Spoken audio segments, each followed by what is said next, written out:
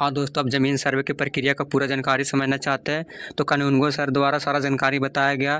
कैसे वंशवाली बनाना है, कैसे प्रपत्र संख्या 2 भरना, कैसे आपके पास कोई डॉक्यूमेंट नहीं है तो कैसे सर्वे होगा, और कैसे वीडियो आपका दिखा यहाँ रहा हूँ। पर आपका वीडियो बहन का बगल में यहाँ पर देख पा हिस्सा रहे नहीं होंगे, होगा, कैसे कानूनगो सर वंशवाली ने बनाना अभी होता, हाल ही किसकी में जगह जो से ग्राम बनाना सभा होता, लगाया था, बहुत से जो लोगों चेंजिंग की हुआ है, उसके समस्या अनुसार है, यहाँ पर जो एक्चुअल जो कानूनगो सर है समस्या उनको है वो द्वारा बताया बिल्कुल गया सारा सटीक जानकारी को ढंगों से समझना डिटेल में कानूनगो करके सर अभी शिविर आपको कार्यालय बताएंगे। के मैं माध्यम वो से वीडियो बताए हैं। पूरा यहाँ प्ले पर करूंगा। ये आम वीडियो जनता लोग आपसे वहाँ पर भी निवेदन है कि शामिल है, आप सारा पूरा लोग देखिए। के बीच में यहाँ कहीं पर भी कोई प्रस्तुत डाउट किए है हैं, तो भूमि जानकारी को सर्वे देखना आपको और समझ अपना नहीं आ रहा जानकारी है को कि भाई समझना। भूमि एक ही सर्वे वीडियो क्या से आपको है, सारा जानकारी इसका मिल फॉर्म पाएगा, कैसे सारा भरना टोट होता है। कंफ्यूजन दूर मान लीजिए हो कोई पाएगा। शुरू से अंत आपकी तक बहन बस बेटी देखना है, आप और चाहते सारा हो उसका जानकारी को हिस्सा समझना है, आपको नहीं समझ में देना, तो आएगा। उस स्थिति अरे में क्या करनी 100% होगी। क्योंकि एक एक जानकारी तमाम डिटेल में करके गाइडलाइन समझाए हुए सर हैं। अभी फिलहाल बताएंगे। सर का समझना, कई वीडियो को सारा चलते वीडियो देखा समझाते हैं। होगा। की इस आम सभा में उपस्थित बनौल पंचायत के तमाम वासी, आपके पंचायत के सभी जनप्रतिनिधि एवं पूर्व जनप्रतिनिधि, सभी का इस आम सभा में मेरी तरफ से हार्दिक अभिनंदन है। मेरा नाम सैयद महबूब रजा और मैं आप लोगों का यहाँ पर कानूनगो हूँ। जैसा कि आप लोगों को पता होगा कि पूरे बिहार में सर्वे का काम शुरू हुआ है। इससे पूर्व भी आपके बनौल पंचायत में एक आम सभा का आयोजन किया गया था। वो आयोजन करके आप लोगों को जानकारी दी गई थी, लेकिन उस आम सभा में लोगों की कम उपस्थिति हो पाई थी, सहभागिता कम हो पाई थी, जिस कारण से आपके मुखिया जी और आपके जो प्रमुख साहब हैं, इन दोनों के द्वारा रिक्वेस्ट किया गया था कि एक आम सभा फिर से रखा जाए मेरे पंचायत में, ताकि लोगों को जो चीज समझ में नहीं आई है सर्वे के प्रति, वो सारी चीजों की जानकारी पूरे पंचायत वासी को हो जाए। तो इसी तरह हर पंचायत में, हर राजस्व ग्राम में हम लोग आम सभा करते हैं और आम सभा करके आम रैयतों को, आम किसानों को जानकारी देते हैं। सर्वे का काम जो है ये बिल्कुल नया होता है। जैसा कि आप लोग जानते होंगे कि इससे पूर्व जो सर्वे हुआ था वो 1960 के दशक में हुआ था, और 1960 के बाद जो लोग जमीन अभी धारित कर रहे हैं, तो 1960 में के समय जो लोग जीवित रहे होंगे, उनकी उम्मीद है कि 99% लोग मृत हो गए होंगे। लोग जानते नहीं है कि सर्वे कैसे होता है, सर्वे में क्या क्या काम होता है, कौन कौन सा दस्तावेज आप लोगों को उपलब्ध करवाना है। तो ये आम प्रचलन की चीज नहीं है, इसलिए लोगों को जानकारी नहीं रहती है। तो जब कोई काम 60 साल बाद होता है तो एक पूरा वंश खत्म हो जाता है। एक वंश जो उस समय था वो पूरा वंश खत्म हो गया और उसके दूसरे वंशज, तीसरे वंशज अभी जीवित हैं। तो उन लोगों को इसकी जानकारी देनी बहुत जरूरी होती है कि जो जमीनी सर्वे का काम हो रहा है, इस सर्वे में आप लोगों का क्या दायित्व है, आप लोगों को क्या करना है, ये चीज सबसे पहले आप लोगों को समझना पड़ेगा। जब ये चीज आप लोग समझ जाएंगे तो ये जो सर्वे की प्रक्रिया है, या जिसको जमीनी सर्वे बोलते हैं, भूमि सर्वे बोलते हैं, ये पूर्ण रूप से सही तरीके से कंप्लीट होगी। तो उसी जानकारी देने के लिए फिर से आज आपके पंचायत में आम सभा का आयोजन किया गया है। इसमें हर एक प्रक्रिया के बारे में आप लोगों को विस्तृत रूप से बताई जाएगी। इसको गौर से सुनिएगा, और सुनने के उपरांत जो लोग यहाँ पर आज भी उपस्थित नहीं हो पाए हैं, तो आप लोगों का सामाजिक स्तर पे ये दायित्व बनता है कि आप लोग जब अपने समाज में जाएंगे, 10 लोगों के बीच में बैठेंगे, तो वहां पे भी इस चीज की जानकारी आप लोग उन लोगों को दीजिएगा जो लोग यहाँ पे उपस्थित नहीं हो पाए हैं, कि आपके पंचायत में सर्वे का काम शुरू हो गया है और सर्वे में क्या क्या चीज जरूरत है, क्या क्या लगेगा, वो सारी चीज उनको भी आप लोग अपने स्तर से समझा दीजिएगा। ऐसे ही पूरे गांव में, पूरे प्रखंड में प्रचार प्रसार होता है।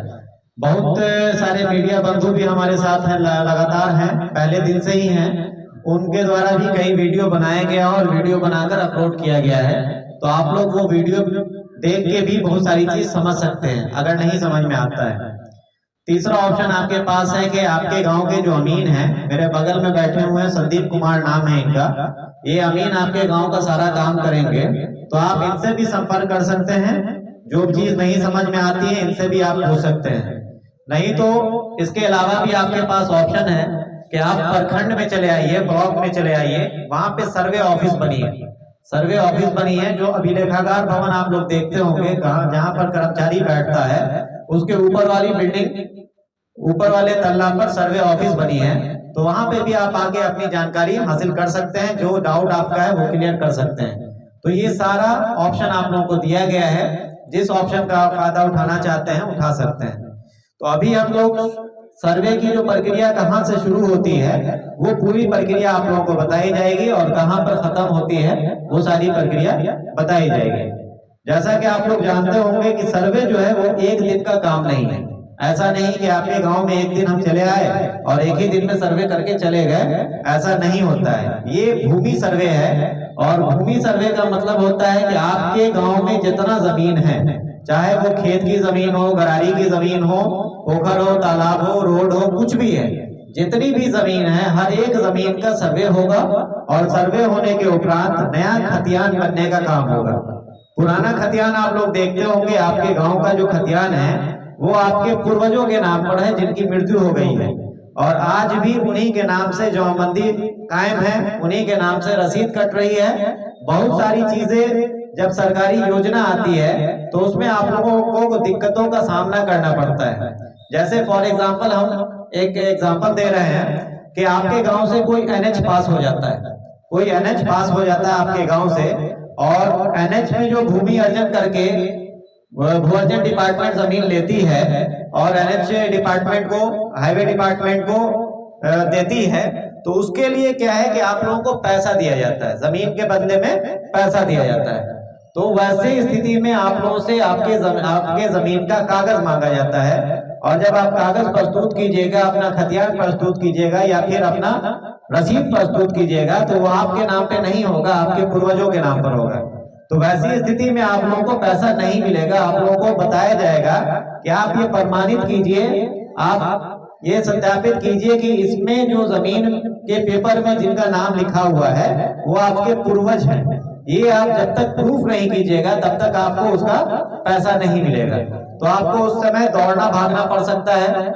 सर्वे में कुछ चीजें ऐसी होती है जो रैयतों के लिए आसान कर दी जाती है, ठीक है। जैसे आप लोग अभी देखते होंगे, सुनते होंगे कि वंशावली बनाने की प्रक्रिया, वंशावली बनाने की प्रक्रिया जो किसी योजना में यूज होता है वो ये है कि आपके पंचायत लेवल पे वो वंशावली बनती है, उसमें 5 या 6 लोगों का साइन होता है, हस्ताक्षर होता है और 5-6 लोगों के पास आप जब तक नहीं दौड़ेंगे तब तक आपका वंशावली निर्गत नहीं होगा और उसके आधार पर आपका कोई काम नहीं होगा।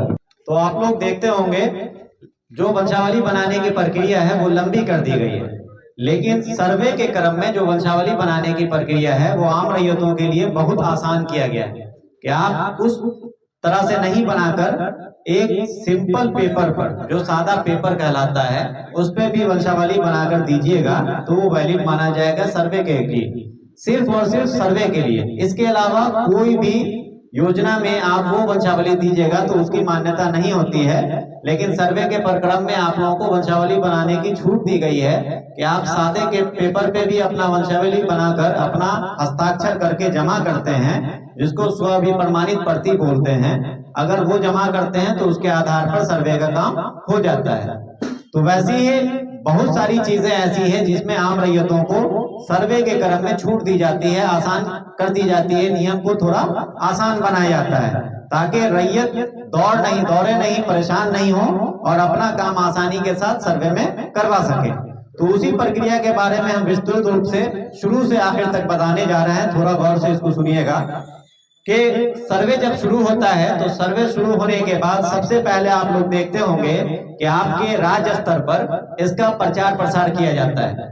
आप लोग आज से 1.5 महीना पहले से पेपर पढ़ते होंगे तो हर दिन के पेपर में सर्वे के लिए कुछ न कुछ न्यूज आता रहता है। हर दिन आप पेपर में देखिएगा कि सर्वे की प्रक्रिया के बारे में सरकार की तरफ से, विभाग की तरफ से कुछ न कुछ न्यूज दिया जाता है और आज भी वो चल रहा है, पर डे आपको मिलेगा। तो राज्य स्तर से इसका प्रचार प्रसार किया जाता है। उसके लिए एक अधिसूचना निर्गत होती है जो राज्य स्तर पे निर्गत की जाती है और निर्गत करने के बाद सर्वे का काम शुरू किया जाता है। राज्य स्तर के बाद फिर आपके जिला स्तर पर एक नोटिस निकलती है। उस नोटिस में सारा डिटेल लिखा रहता है कि आपके राजस्व ग्राम में जो थाना नंबर आपका है इसमें सर्वे का कार्यक्रम शुरू किया जा रहा है। सभी आम रैयतों को, आम किसानों को, भूधारियों को यह सूचित किया जाता है कि अपने अपने जमीनों का सीमांकन कर लें। सीमांकन का मतलब हुआ कि मेर वगैरह जो आप डालते हैं अपने खेत पर, वो मेर अगर नहीं है तो वो मेर बांध लें। टूटा फूटा अगर है तो उसको सही कर लें। तो सीमांकन करने से ये होगा कि जब आपके जमीन पर हमारे कर्मी जाएंगे, सर्वे कर्मी जाएंगे, तो आप बता सकते हैं कि यहाँ से लेके यहाँ तक मेरी जमीन है, मेरे दखल में है, इसका नक्शा इसके अनुसार बना दीजिए। अगर उसका प्रमाण आपके पास है, आपका उस पर दखल है, तो आपका उसके अनुसार नक्शा बन जाएगा। तो उस नोटिस में ये चीज लिखी रहती है कि अपने अपने जमीन का सीमांकन कर ले, जो भी बंटवारा वगैरह है वो बंटवारा करके उसका शेड्यूल बनाकर अपने पास सुरक्षित रख ले। आपके गांव में आपके प्लॉट पर अगर कोई सर्वे कर्मी जाते हैं तो उस सर्वे कर्मी का पूर्ण रूप से आप सहयोग करें। अगर उनको मेजरमेंट करने में कोई दिक्कत और परेशानी हो रही है, आपके जैसे आपके खेत में कोई फसल लगा हुआ है, तो फसल अगर लगा रहेगा तो वहां पे नापी में थोड़ी दिक्कत हो सकती है, तो आप उनको पूरा सहयोग कीजिएगा कि आपके फसल को बहुत ज्यादा नुकसान तो नहीं करेंगे, लेकिन जहां पर नापी करने में दिक्कत हो रही है तो उतना आपका नुकसान वो कर सकते हैं, तो आप उनको वो सहयोग कीजिएगा, आप रोक नहीं सकते हैं। ये विभाग की तरफ से एक लेटर निर्गत होता है, उसमें लिखा रहता है, तो आप लोगों को ये सूचना दिया जाता है। ये सारा सूचना देने के बाद आपके गांव का काम शुरू किया जाता है, सर्वे का काम। सर्वे का काम शुरू होने के लिए गांव स्तर पे हम लोग आपके जो जनप्रतिनिधि होते हैं उनके माध्यम से एक आम सभा का आयोजन करवाते हैं, और आम सभा का आयोजन करके सारे आम किसान, आम रैयत, जो बुधारी लोग हैं गांव के, उनको सूचना दिया जाता है, उनको सर्वे के बारे में बताया जाता है। तो वही आम सभा आज फिर से हम लोग कर रहे हैं। ये सर्वे की एक प्रक्रिया है जिसमें आम रैयतों को सारी सूचना दी जाती है। इसके बाद आप लोगों का काम शुरू होता है कि आम किसानों के पास जो भी बुधारी है गांव के, उस बुधारी के पास जितनी जमीन है, आप जो जमीन को जोतकोर कर रहे हैं, जिसका प्रमाण आपके पास है, उसका पूरा ब्यौरा सर्वे कार्यालय को उपलब्ध करवाएंगे। ब्यौरा उपलब्ध करवाने के लिए आप लोगों के पास फॉर्म दिया जाता है, जो 3 पेज का फॉर्म आता है। आप लोग देखे होंगे, आपके गांव के बहुत सारे लोग जमा भी किए हैं। 3 पेज का फॉर्म आता है, उस फॉर्म में अपने जमीन का सारा ब्यौरा भर के आपको सर्वे कार्यालय में जमा करना पड़ेगा। वो फॉर्म के आधार पर ही अगला सर्वे का काम, जो अगला प्रक्रम है, वो प्रक्रम पूरा किया जाता है। तो आप लोग वो फॉर्म भरिएगा। फॉर्म भरने का तरीका एक बार हम बता दे रहे हैं, उस चीज को गौर से थोड़ा सुन लीजिए। अलग अलग लोग आते हैं कार्यालय में कि सर हमको फॉर्म भरने नहीं आता, बता दीजिए। तो अभी हम आप लोगों को फॉर्म भरने का तरीका बता दे रहे हैं, वो आप लोग गौर से सुन लीजिए, तो आपको बार बार दौड़ने की जरूरत नहीं पड़ेगी, किसी से पूछने की जरूरत नहीं पड़ेगी। वो 3 पेज का फॉर्म है, उसमें पहला फॉर्म जो है वो प्रपत्र 2 कहलाता है, फॉर्म 2 कहलाता है, जो 1 पेज का है, और दूसरा फॉर्म जो है वो प्रपत्र 3-1 कहलाता है, जो 2 पेज का है। प्रपत्र 3-1 या फॉर्म 3-1 उसको बोल सकते हैं, ये 2 पेज का है। तो आपको ये तीनों फॉर्म भरना है, लेकिन वैसी स्थिति में जिस जमीन के मालिक, जिस जमीन का केवाला आपके नाम से है और आप जीवित हैं, तो आपको फॉर्म 3-1 भरने की जरूरत नहीं है, आपको सिर्फ और सिर्फ फॉर्म 2 भरना है। और वैसे लोग जिनके पास पूर्वजों के नाम की जमीन होगी, जो आपके बाबा, परबाबा या पिताजी के नाम पे जमीन है और उनकी मृत्यु हो गई है, तो ऐसी स्थिति में आपको तीनों पेज का फॉर्म भरना है, फॉर्म 2 भी भरना है और फॉर्म 3-1 भी भरना है। लेकिन एक केस ऐसा बनता है जिसमें आपके नाम पे जमीन है और आप जिंदा हैं, अभी आप ही उसको जोत खोल रहे हैं, तो वैसे लोग सिर्फ फॉर्म 2 भरेंगे, फॉर्म 3-1 नहीं भरेंगे। ठीक है, तो फॉर्म 2-1 जो है वो 1 पेज का फॉर्म है, उसमें सबसे ऊपर देखिएगा आप लोग, लिखा रहता है राजस्व ग्राम का नाम। राजस्व ग्राम उसको कहते हैं जिस राजस्व ग्राम में आपकी जमीन है। गांव और राजस्व ग्राम दोनों में फर्क है, आपका जो ग्राम है और राजस्व ग्राम दोनों में फर्क है। सर्वे डिपार्टमेंट में, सर्वे में कई गांवों को मिलाकर भी एक राजस्व ग्राम बनाया जाता है और एक गांव भी एक राजस्व ग्राम कहलाता है। तो वो पहले से सीमांकन किया हुआ है, जो सीमांकन पहले से किया हुआ है, जो राजस्व ग्राम में आपकी जमीन है, वो राजस्व ग्राम का नाम वहां पर दर्ज कीजिएगा। ऐसा हो सकता है कि आपकी जमीन 2 गांव, 3 गांव, 4 गांव में हो सकती है, तो अगर आपकी जमीन 2 राजस्व ग्राम में, 3 राजस्व ग्राम में है, तो हर राजस्व ग्राम के लिए आपको अलग अलग फॉर्म भरना पड़ेगा।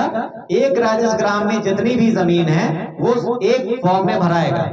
अगर दूसरे गांव में आपकी जमीन है तो उसके लिए फिर दूसरा फॉर्म इस्तेमाल करना पड़ेगा आप लोगों को। तो सबसे पहला जो ऑप्शन है उसमें वो राजस्व ग्राम का नाम है, तो जिस राजस्व ग्राम में आपकी जमीन है उस राजस्व ग्राम का नाम वहां पर दर्ज करना है।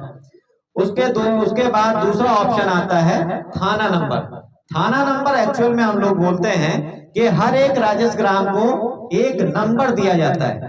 नंबर देने से फायदा ये है, जैसे आप लोग देखते होंगे कि आपके ही अंचल में या आपके ही पंचायत में एक ही नाम का 2 गांव हो सकता है। जैसे फॉर एग्जांपल हम बात करें खरका, आपके अंचल में एक पंचायत है खरका, नाम सुने होंगे खरका बसंत का। वहां पर ब्रह्मोत्तर गांव है, ब्रह्मोत्तर एक गांव है, वो राजस्व ग्राम अलग अलग है और तीनों राजस्व ग्राम का नाम ब्रह्मोत्तर है। तीनों राजस्व ग्राम का नाम ब्रह्मोत्तर है। तो अगर हम ऐसे नॉर्मली बात करेंगे कि ब्रह्मोत्तर गांव में मेरी जमीन है, तो ये चीज समझ में नहीं आएगी कि कौन से ब्रह्मोत्तर गांव में आपकी जमीन है। तो उसी चीज को पहचान के लिए कि अगर नाम सेम हो जाए किसी 2 गांव का, तो एक नंबर दे दिया जाता है हर एक राजस्व ग्राम को कि उस नंबर से आप पहचान सकते हैं कि किस राजस्व ग्राम की बात हो रही है। तो उसी को हम लोग थाना नंबर बोलते हैं। जैसे आपका बनौल राजस्व ग्राम है, तो बनौल के लिए भी एक थाना नंबर अलग से दिया गया है। तो वही थाना नंबर जो आपके राजस्व ग्राम का इस्तेमाल होता है, जो जामबंदी में इस्तेमाल होता है, जो आपके केवाला में इस्तेमाल होता है, जो आपके खतियान में इस्तेमाल होता है, वो थाना नंबर वहां पर दर्ज कर देना है अपने राजस्व ग्राम का देखकर। अलग अलग राजस्व ग्राम के लिए अलग अलग फॉर्म भरना है और अलग अलग नाम दर्ज करना है। उसके बाद अगला कॉलम आता है हल्का नंबर। ये हल्का नंबर जो है ये आपको जामबंदी में इस्तेमाल होता था। पूर्व में जो जामबंदी कायम होती थी तो उसमें इस्तेमाल होता था। इस बार के सर्वे में हल्का नंबर का कोई कंसेप्ट नहीं है, तो आप उस कॉलम को खाली छोड़ दीजिए, हल्का नंबर भरने की जरूरत नहीं है। उसके नीचे एक कॉलम आता है पुलिस थाना, कि पुलिस थाना आपका कहाँ है। आपका पुलिस थाना जो है वो बोखरा में है। अब बोखरा भी थाना बन गया है, तो पुलिस थाना आप बोखरा लिखिएगा। आपका अंचल बोखरा है, अंचल में बोखरा लिखिएगा। आपका जिला सीतामढ़ी है, जिला में सीतामढ़ी लिखिएगा। ऐसी भी बात हो सकती है कि एक ही आदमी की जमीन बोखरा अंचल के बाहर भी हो सकता है। बगल में नानपुर अंचल है तो वहां भी आपकी जमीन हो। उसके अलावा अगल बगल में पुपरी अंचल है, वहां भी आपकी जमीन हो। तो हर अंचल के लिए अलग अलग फॉर्म भरना है और वो फॉर्म उस अंचल में जमा होगा। बोखरा अंचल का जो भी फॉर्म होगा वो बोखरा अंचल में जमा होगा और आपका दूसरा जो भी अंचल है वो अंचल का फॉर्म दूसरे अंचल में जमा होगा जहां की जमीन रहेगी। तो ऊपर में आप इतना डिटेल भर दिए। ये डिटेल भरने के बाद नीचे में 11 कॉलम का एक टेबुलर कॉलम रहता है, टेबल बना रहता है 11 कॉलम का। वो 11 कॉलम में अलग अलग डिटेल भरना है।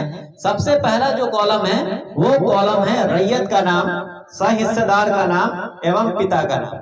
रैयत उस आदमी को बोलते हैं जो जमीन धारित करता है, जो जमीन जोत कोर कर रहा है। सर्वे के लैंग्वेज में किसान को, जो आम किसान होते हैं, उनको रैयत बोला जाता है। रैयत का मतलब है कि आप किसी की जमीन को जोत रहे हैं। जमीन आपके गांव में जो भी है उसके एक्चुअल मालिक आप नहीं हैं। आम लैंग्वेज में ये कहा जाता है कि जमीन के मालिक हम हैं, लेकिन सरकारी रूल में अगर आइएगा तो आपके पूरे बिहार में जितनी भी जमीन है उस जमीन के प्योर मालिक आप नहीं हैं। प्योर मालिक सिर्फ एक आदमी है जो बिहार सरकार है, और बिहार सरकार आप लोगों को जमीन दिए हुई है।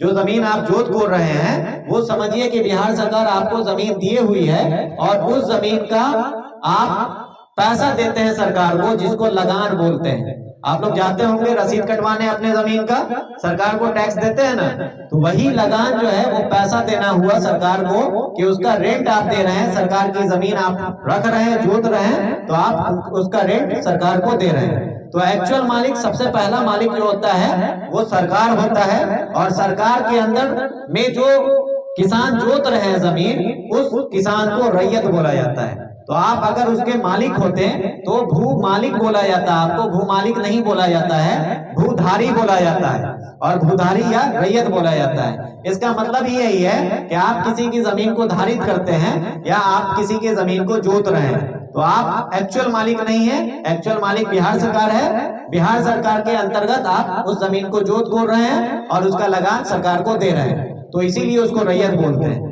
तो रैयत का नाम का मतलब ये हुआ कि जो किसान अभी उस जमीन को जोत रहा है उस रैयत का नाम। रैयत एक भी हो सकते हैं और एक से ज्यादा भी हो सकते हैं। जैसे एग्जाम्पल के तौर पर हम बताएं कि अगर आपके नाम से कोई केवाला की जमीन है, अगर वो आपके नाम से पर्सनल है तो आप एक रैयत हो गए। लेकिन अगर उसी जगह पर केवाला में 2 भाई 3 भाई के नाम से केवाला है और उन चारों भाइयों का, तीनों भाइयों का नाम केवाला पे दर्ज है, तो वैसी स्थिति में 4 भाई या 3 भाई जिनका नाम केवाला पे दर्ज है वो सारे रैयत होंगे, वो सारे हिस्सेदार होंगे उस जमीन के। या फिर आपके पूर्वजों के नाम पे जमीन है और पूर्वज की जमीन को आप लोग अभी जोत रहे हैं वर्तमान में, उसका कोई बंटवारा नहीं हुआ है, तो वैसी स्थिति में जितने भी जीवित वंशज हैं उस पूर्वज के, वो सारे लोग उसके जमीन के रैयत होंगे और सारे लोग उसके हिस्सेदार होंगे। तो रैयत के नाम में अगर एक आदमी कोई उस जमीन को जोत रहा है, एक आदमी के नाम से जमीन है या बंटवारा करके एक आदमी को मिल गया है, तो वहां पर एक आदमी का नाम दर्ज करना है। और अगर उसका बंटवारा नहीं हुआ है, 2 भाई 3 भाई या 4 भाई के नाम से जमीन है और संयुक्त रूप से आप उसको जोत खोल कर रहे हैं, तो वहां पर 3 भाई 4 भाई जितने भी भाई होंगे सभी का नाम दर्ज होगा। वो करके नाम आप लिख सकते हैं। जैसे 2 भाई हैं राम और श्याम, तो वहां पर राम और श्याम लिख सकते हैं आप रैयत के नाम में, और उसके नीचे आपके पिता का नाम दर्ज होगा। जो रैयत है उनके पिता का नाम दर्ज कर देना है पहला कॉलम में। तो ये पहला कॉलम कंप्लीट हो गया कि रैयत का नाम, और अगर उसमें कोई हिस्सेदार है तो उस हिस्सेदार का नाम या फिर आपके जो पिता का नाम है वो सबसे नीचे लिख देना है। तो ये पहला कॉलम हो गया। दूसरा कॉलम जो है वो है अस्थाई पता का, कि आपका अस्थाई पता कहाँ है, आपका घर कहाँ है। बहुत सारे लोग ऐसे होंगे कि जिनकी जमीन एक गांव से ज्यादा गांव में होगी, 2 गांव में 3 गांव में हो सकती है, लेकिन घर हमेशा, अस्थाई पता जो किसी व्यक्ति का होता है वो हमेशा एक ही गांव का होता है। जिस गांव में वो घर बनाकर रह रहा है उसी गांव का वो अस्थाई नागरिक होगा, अस्थाई निवासी होगा। तो अस्थाई पता आपका जहां भी है वो अस्थाई पता सेकंड कॉलम में आपको दर्ज करना है, वहां पर अस्थाई पता लिख देना है। अस्थाई पता में आप लोग पूरा पता लिखिए। अगर मोहल्ला का कुछ नाम है तो मोहल्ला का नाम दर्ज कीजिए, उसके बाद गांव का नाम है तो गांव का नाम दर्ज कीजिए, उसके बाद आपका अंचल का नाम है, अंचल का नाम दर्ज कीजिए, और फिर जिला का नाम जो अभी है वो वहां पर दर्ज कीजिए। तो ये अस्थाई पता लिखने का तरीका है, ये अस्थाई पता आप लोग वहां पर दर्ज करेंगे। उसके बाद तीसरा कॉलम जो आता है ये आपके भूमि के ब्यौरा से संबंधित कॉलम है। ये कॉलम कहलाता है खाता संख्या का। आप लोग जानते होंगे कि हर एक जमीन का एक खाता संख्या होता है, उस खाते संख्या की वो जमीन होती है। जैसा आप लोग बैंक में जाते होंगे तो बैंक में जब अकाउंट खुलवाते हैं आप लोग, तो आप लोग को एक खाता संख्या निर्गत किया जाता है जो पासबुक पे प्रिंट रहता है। सब लोग जानते हैं, सब लोगों का खाता होगा बैंक में। तो उस खाते के अंदर आपका जितना ट्रांजैक्शन होता है, जितना पैसा का लेन देन रहता है, चाहे वो आप निकासी करते हो चाहे वो आप जमा करते हो, वो सारा उसी खाते के अंदर डिटेल रहता है। तो वैसे ही सर्वे में जब खतियान बनता है तो खतियान में हर एक रैयत को एक खाता नंबर दिया जाता है, और उस रैयत की जितनी जमीन होती है, जितना भी खसरा होता है, जितना भी प्लॉट होता है, वो उस खाते नंबर के अंतर्गत दर्ज किया जाता है, लिखा जाता है। तो हर एक प्लॉट का कोई ना कोई खाता संख्या होता है जो आपके दस्तावेज पर, जो आपके खतियान पर, जो आपके लगान रसीद पर लिखा रहता है। वहां से देख के आप अपना उस जमीन का खाता नंबर दर्ज कर सकते हैं। उसके बाद वाला कॉलम है खसरा संख्या। ये खसरा संख्या जो है ये प्लॉट का नंबर है, खेत का नंबर है, या जो जमीन आपका है वो जमीन का नंबर है। तो ये नंबर भी आपका आपके पेपर पे दर्ज रहता है, जहां से देख के आप ये प्रमाणित करते हैं कि ये वाला खेत, ये वाली जमीन मेरी है। तो वहां से देख के आप वो खसरा नंबर उस कॉलम में दर्ज कर सकते हैं। आपकी खतियानी जमीन है तो खतियान पे वो नंबर दर्ज रहेगा, केवाला वाली जमीन है तो केवाला में आपका खसरा नंबर दर्ज रहता है। अगर आपके पास कोई पर्चा की जमीन है तो वो पर्चा में वो खसरा नंबर दर्ज रहता है। तो वहां से देख के आप अपना खसरा नंबर दर्ज कर सकते हैं। उसके बाद अगला कॉलम है रकबा। रकबा का मतलब होता है एरिया। एरिया का मतलब ये है कि आपकी जमीन कितनी है, कितना जमीन आप धारित करते हैं, उसका डिटेल वहां पर लिखना है। गांव घर में जो आम प्रचलन चलती है उस प्रचलन में आप लोग देखते होंगे कि आपकी जमीन जो भी है वो गांव घर में जो नापी होती है वो कट्ठा में नापी होती है कि 5 कट्ठा जमीन मेरे पास है, 6 कट्ठा जमीन मेरे पास है। या कट्ठा से अगर नीचे आएंगे तो धूर और धुड़की में बात होती है कि 5 कट्ठा 5 धूर, 5 कट्ठा 6 धूर, इस तरह की बातें गांव में जो नापी होती है इस आधार पे होती है।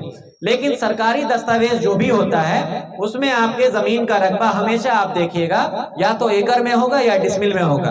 तो आपकी जमीन कितनी है वो आप, अगर आपके खतियान पे तो एकड़ डिसमिल ही लिखा रहेगा, लेकिन कुछ केवाला में मैंने देखा है कि केवाला करवाते समय लोग डिसमिल में नहीं लिखवाकर कट्ठा और धूर में लिखवा देते हैं। तो अगर आपके केवाला पर कट्ठा और धूर में जमीन दर्ज है तो आप फॉर्म में कट्ठा और धूर दर्ज नहीं करेंगे, उसको डिसमिल में कन्वर्ट करके डिसमिल में बदल कर वहां पर फॉर्म में दर्ज करेंगे।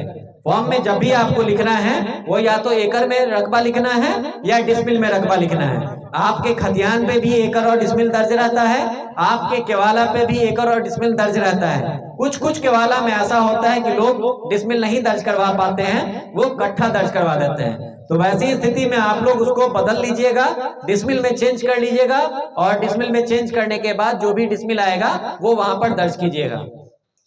उसका अगला कॉलम है आपकी चौहद्दी। चौहद्दी के केस में एक चीज का ख्याल रखना है आप लोगों को कि चौहद्दी जो भराएगी वो वर्तमान कंडीशन के हिसाब से भराएगी। आपके वर्तमान में आपके चौहद्दीदार कौन है, आपके खेत के चारों तरफ किनका खेत है, वर्तमान स्थिति के हिसाब से आपको देख के लिखना है। अगर आपको पता नहीं है तो एक बार अपने खेत पे घूम जाइए और घूम के पता कर लीजिए कि आपके चौहद्दीदार एक्चुअल में अभी कौन है, क्योंकि पुराना पेपर जो आपके पास होगा, चाहे वो खतियान हो या केवाला हो, उसपे उस समय की चौहद्दी दर्ज होगी जो उस समय आपके चौहद्दीदार रहे होंगे। आज हो सकता है कि आपके चौहद्दीदार बदल गए होंगे।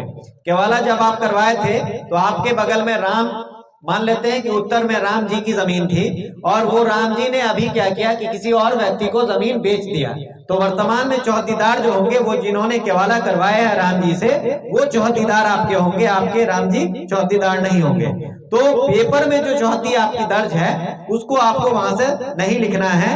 वर्तमान में जो चौहद्दीदार आपके हैं वो चीज पता करके वहां पर आपको दर्ज करना है और चौहद्दी में चारों दिशा का कम से कम आप लोग चौहद्दी दर्ज करने की कोशिश कीजिए। अगर चारों दिशा का पता नहीं चल पाता है तो मिनिमम 2 दिशा तो हर हाल में आपको दर्ज करना है, जो उत्तर और दक्षिण कहलाता है। आपके उत्तर और आपके दक्षिण में कौन लोग हैं, ये कम से कम आप लोगों को ये 2 चौहद्दीदार का नाम वहां पर दर्ज करना है।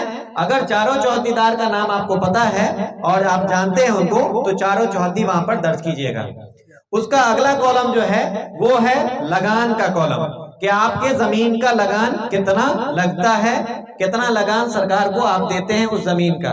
तो इस केस में बहुत सारा क्वेश्चन आम सभा में आता है कि मेरे पास केवाला है और केवाला का दाखिल खारिज नहीं हुआ है, तो हमको पता ही नहीं कि मेरे जमीन का लगान कितना लगता है। ठीक है, बहुत सारे लोग ये क्वेश्चन करते हैं। तो आपको बता दूं मैं कि लगान वाला कॉलम और इसके बाद एक और कॉलम आता है जिसको जमाबंदी संख्या का कॉलम बोलते हैं। ये दोनों कॉलम ऑप्शनल कॉलम है। ऑप्शनल कॉलम का मतलब ये हुआ कि अगर आपके पास वो है, पता है आपको, तो आप वहां पर दर्ज कर दीजिए। अगर आपको पता नहीं है, आपका दाखिल खारिज नहीं हुआ है, लगान आप पे नहीं करते हैं, तो वो दोनों कॉलम को आप खाली छोड़ सकते हैं। वो कंपलसरी कॉलम नहीं है, ऑप्शनल कॉलम है। अगर आपके पास वो चीज है, लगान कटाते हैं, लगान देते हैं सरकार को, लगान रसीद आपके पास है, जमाबंदी संख्या आपको पता है, तो ये दोनों चीज वहां पर दर्ज कर दीजिए। और अगर आपका लगान नहीं फिक्स हुआ है, आपका दाखिल खारिज नहीं हुआ है, तो आपको घबराने की जरूरत नहीं है। वो दोनों कॉलम को आप खाली छोड़ सकते हैं। आपके जमीन का सत्यापन हम लोगों के स्तर से किया जाएगा। सर्वे में पूरे जमीन का सत्यापन किया जाता है और सत्यापन के उपरांत अगर वो सही पाया जाता है, सही रैयत के द्वारा अगर आपको केवाला किया गया है, तो बिना दाखिल खारिज किए हुए, बिना दाखिल खारिज करवाए हुए आपका सर्वे में आपका खतियान बनेगा। उसके लिए आप लोगों को घबराने की जरूरत नहीं है। ये आम प्रचलन में ये चीज फैली हुई है हर जगह कि अगर आपके नाम पे आपकी जमीन का दाखिल खारिज नहीं हुआ है तो वो जमीन आपके नाम से छीन जाएगी। ऐसा कोई बात नहीं है। सर्वे में आपकी जमीन कभी भी आपके नाम से नहीं छीनेगी, ना ही वो बिहार सरकार जाएगी। शर्त सिर्फ एक है कि आप पूरी तरह से जागरूक रहें और सर्वे की जो भी प्रक्रिया है उस प्रक्रिया में आप अपनी सहभागिता देना सुनिश्चित करें। अगर आप घर सोए रहिएगा, आप अपना पेपर मेरे पास लाके जमा नहीं कीजिएगा, आप अपना प्लॉट का दखल मुझे नहीं दिखाइएगा, नहीं बताइएगा, तो फिर आपको परेशानी का सामना करना पड़ सकता है। लेकिन अगर आप अपना सारा पेपर सर्वे कार्यालय में जमा कर रहे हैं, जो सर्वे कर्मी आपके गांव के हैं उनको जमा कर रहे हैं, आप अपने प्लॉट पे जाकर उनको दखल अपना बता दे रहे हैं कि जमीन पे मेरा दखल कब्जा है, प्लॉट का सत्यापन करवा ले रहे हैं, तो यकीन मानिए 100% आपकी जमीन आपके हाथ से जाने वाली कभी नहीं है। अगर आप उस जमीन के सही मालिक हैं, आपके पास उस जमीन का सही प्रमाण है, सही पेपर आपके पास है, तो आपके नाम से उसका हर हाल में खाता खुलेगा, खतियान आपके नाम से बनेगा। वो जमीन किसी दूसरे और तीसरे के नाम पे नहीं जाएगा। जैसा कि आप लोग पूर्व के सर्वे में सुने होंगे कि 1960 के सर्वे में क्या हुआ है कि जमीन आपकी है, केवाला आपके पूर्वजों ने करवा लिया और केवाला करवाने के उपरांत घर पे बैठे रहे, घर पे सोए रहे और वो पुनः वो जमीन, उसका खाता, उसका जो खतियान है, वो जो जमीन बेचा है, जिसने केवाला करवाया है, उन्हीं के नाम पर दर्ज हो गया। वो सिर्फ इसलिए दर्ज होता है कि जैसे आप ने किसी जमीन का केवाला करवाया तो केवाला की कॉपी सर्वे कार्यालय के पास उपलब्ध नहीं होती है। केवाला जो भी आप करवाते हैं उस केवाला की कॉपी सर्वे कार्यालय के पास उपलब्ध नहीं रहती है। सर्वे कार्यालय के पास आपका, आपके गांव का, आपके अंचल का खतियान उपलब्ध रहता है। आपके गांव का पंजी 2 जो है, जमाबंदी पंजी, वो उपलब्ध रहता है। उसके आधार पर हम लोग सर्वे करते हैं। तो अगर आपने किसी जमीन का केवाला करवाया है, खतियानी रैयत से केवाला करवाया है या उसके वंशज से केवाला करवाया है या फिर इसके बीच में 2-3 कड़ी में केवाला हो गया है, तो जब तक आप मुझे केवाला लाके नहीं देंगे तब तक ये पता नहीं चलेगा कि आप इस जमीन के मालिकाना हक रखते हैं, आप इस जमीन के मालिक हैं। तब तक हम उस जमीन के मालिक भाई उन्हीं को समझेंगे जो खतियानधारी है, जिनका नाम खतियान में पूर्व से दर्ज है। उनके जो जीवित वंशज होंगे उन्हीं को उस जमीन का मालिक माना जाएगा जब तक मेरे पास केवाला नहीं आएगा। तो केवाला धारी वाले, केवाला जो भी जमीन, केवाला वाला जमीन रखते हैं, जो भी आम किसान है, आम रैयत है, तो वो सारे लोग अपना अपना केवाला जो भी फॉर्म बताया जा रहा है, इस फॉर्म के साथ सर्वे कार्यालय को उपलब्ध करवाना सुनिश्चित करेंगे ताकि वो जो जमीन है वो पूर्व रैयत पे नहीं जाए, वो आपके नाम पर दर्ज हो। जो केवाला आपने करवाया है उसके आधार पर आपको उसका मालिकाना हक मिल जाए। ठीक है, तो आपको ये चीज एकदम जग के रहना है कि सर्वे की जो भी प्रक्रिया है, जो समय बताया जाएगा, उस समय के भीतर खास करके केवाला वाले को मैं ये जागा रहा हूँ कि केवाला जिन्होंने करवाया है वो सारे लोग एकदम जग कर रहिए कि आपका केवाला सर्वे ऑफिस में हर हाल में जमा हो जाए। वो छूट जाएगा तो फिर ऐसा कंडीशन भी हो सकता है कि अगर आपके नाम पे जमाबंदी कायम नहीं है, आपके नाम से केवाला है और वो केवाला मेरे पास नहीं आया है, तो जिनके नाम से पूर्व में जमाबंदी कायम है या जिनके नाम से पूर्व में खतियान दर्ज है, उनके जीवित वंशज के नाम पे वो जमीन चली जाए तो फिर आपको दावापत्ति के क्रम में फिर से आना पड़ेगा, तो उसमें आपको परेशानी का सामना झेलना पड़ सकता है। तो अभी जो प्रक्रिया है, इस प्रक्रिया में अपना केवाला आप लोग देना सुनिश्चित करेंगे। सारे केवालाधारी लोग, खतियानी लोग तो देंगे ही देंगे, लेकिन केवालाधारी लोगों को थोड़ा ज्यादा जागरूक रहना है क्योंकि उनका रिकॉर्ड सर्वे कार्यालय के पास नहीं होता है। वो रिकॉर्ड आपका जो रजिस्ट्री ऑफिस होता है सिर्फ उन्हीं के पास रहता है, उसके अलावा कहीं रिकॉर्ड उसका नहीं रहता है। तो आप लोगों को केवाला हर हाल में प्रस्तुत करना पड़ेगा और प्रस्तुत करवा के अपना काम करवाना पड़ेगा। तो मैं बता रहा था आप लोगों को चौहदी के बारे में कि चौहदी में जो अभी वर्तमान में आपके चौहदीदार हैं उनका नाम दर्ज कीजिएगा। दर्ज करने के बाद आपका लगान रसीद अगर निर्गत हो रहा है तो वहां पर दर्ज कीजिए। अगर लगान नहीं दर्ज हो रहा, नहीं कटा रहे हैं, आपके नाम पे दाखिल खारिज नहीं हुआ है, तब भी आपको घबराने की जरूरत नहीं है। उसका सत्यापन हम लोग अपने स्तर से करवाएंगे और अगर आपका पेपर सही पाया जाएगा तो आपके नाम से खतियान बनेगा हर हाल में। उसका अगला कॉलम है, ये इस फॉर्म का सबसे महत्वपूर्ण कॉलम है। महत्वपूर्ण कॉलम कहने का मतलब ये है कि अभी जो आप डिटेल भर रहे हैं, अभी तक जो मैंने बताया आपको, ये सारा आप अपने हिसाब से भर रहे हैं, सारी चीज बता रहे हैं, सारा चीज कर रहे हैं। जो जमीन का नंबर है, खाता है, खेसरा है, आप जोत रहे हैं, वो नाम दर्ज कर रहे हैं। लेकिन अगला कॉलम जो 10वां कॉलम आता है, ये सबसे इंपॉर्टेंट कॉलम इसलिए है कि आपको इसमें जो जमीन पे आपका दखल है, जिस जमीन को आप जोत कोर कर रहे हैं, उसका प्रमाण पूछेगा कि आप किस प्रमाण के आधार पर उस जमीन पे दावा कब्जा किए हुए हैं, किस प्रमाण के आधार पर आप बता रहे हैं कि ये जमीन आपकी है, आप इसके मालिक हैं। वो प्रमाण क्या है, वो प्रमाण का डिटेल वहां पर दर्ज करना है। जमीन के प्रमाण में सबसे पहला प्रमाण जो आता है वो होता है खतियान। और जमीन के केस में आप कभी भी जाइएगा, केस कीजिएगा किसी जमीन पे, तो सबसे पहला प्रमाण अगर न्यायालय मानता है तो वो भी खतियान को ही मानता है। खतियान के आधार पे ही टाइटल डिसाइड होता है। इसके अलावा जमीन का जो भी पेपर है ये सारा आपका रेफरेंस पेपर है। जो भी पेपर होता है, जैसे आपका लगान रसीद हो गया, तो लगान रसीद आपका मालिकाना हक तय नहीं करता है, ये रेफरेंस के तौर पर इस्तेमाल किया जाता है। आप सरकार को उसका टैक्स दे रहे हैं, इसीलिए आपके नाम से वो लगान निर्गत है। ठीक है, तो जमीन का मालिकाना हक जब भी तय होगा तो वो आपका पूर्व का जो भी खतियान है उस खतियान के आधार पर तय होगा।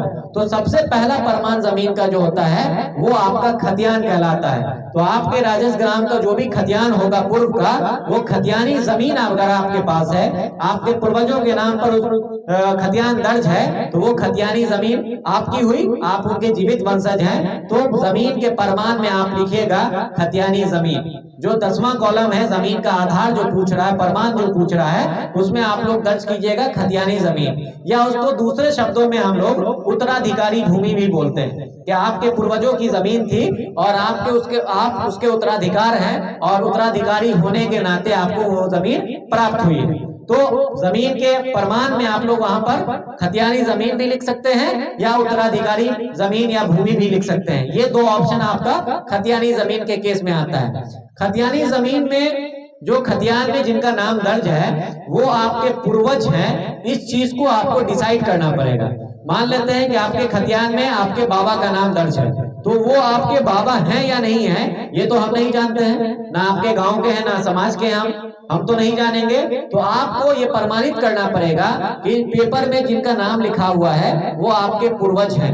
तो ये प्रमाणित करने के लिए एक पेपर बनता है जिसको हम लोग वंशावली बोलते हैं, और वंशावली बनाकर अगर ये आप प्रमाणित कर देते हैं कि वो आपके पूर्वज हैं और आप उनके वंशज हैं, तो वो आपके नाम पर खतियान बनाने का प्रोसेस शुरू कर दिया जाएगा और खतियान आपके नाम से बनेगा। वंशावली के केस में बार बार ये चीज आप लोगों को बताई गई है, कई वीडियो के माध्यम से भी मैंने बताया है कि बहुत सारे लोग अभी भी कोर्ट का दौरा लगा रहे हैं। आपके जो पंचायत के सरपंच हैं, जो आपके पंचायत सचिव हैं, जो मुखिया जी हैं, या फिर आपके वार्ड मेंबर हो, आंगनबाड़ी सेविका हो, चौकीदार हो, इन लोगों का आप लोग दौरा लगा रहे हैं, बार बार उन लोगों के पास जा रहे हैं कि वंशावली कैसे बनेगी। आप लोगों को पता होगा कि पंचायती राज का जो नियम आया है, नया नियम, उस नियम के आधार पर ये नियम है कि जब भी आप वंशावली बनाएंगे तो वंशावली आपका आपके पंचायत के पंचायत सचिव और आपके पंचायत के जो सरपंच होते हैं, इन दोनों के संयुक्त हस्ताक्षर से निर्गत किया जाएगा। इन दोनों का साइन होगा उस पे। पूर्व में जो वंशावली बनती थी वो आपके पंचायत के जो सरपंच होते थे उनके लेटर पैड पे अगर वो वंशावली बनाकर दे देते थे, अपना साइन करके दे देते थे, तो वो 100% वैलिड माना जाता था और उसके आधार पर बहुत सारा काम भी होता था। लेकिन उसमें कुछ गलतियां, कुछ कमी हुई, जिसके कारण से विवाद बढ़ा, और विवाद बढ़ने के बाद सरकार इसको बदल दी, सरकार उसको चेंज कर दिया कि सिर्फ एक आदमी का हस्ताक्षर से वंशावली निर्गत नहीं होगा, इसमें कई लोगों के द्वारा, कई जनप्रतिनिधि के द्वारा पहले इसको सत्यापित किया जाएगा और सत्यापित करने के बाद इसको निर्गत किया जाएगा। तो वो जो नया रूल आया है, नया रूल के तहत ये चीज है कि आपको आपके समाज से पहले उसको वेरीफाई कराना पड़ेगा। समाज में कोई दो गवाह जो आपको जानते होंगे, आपके वंशज को जानते होंगे, आपके पूर्वज को जानते होंगे, वो दो गवाह का उस पर साइन होगा, उसका नाम होगा, उसका आधार नंबर होगा, ये सारा डिटेल आपको उस पर दर्ज करना है। वो साइन करके देगा तब वंशावली आगे बढ़ेगी।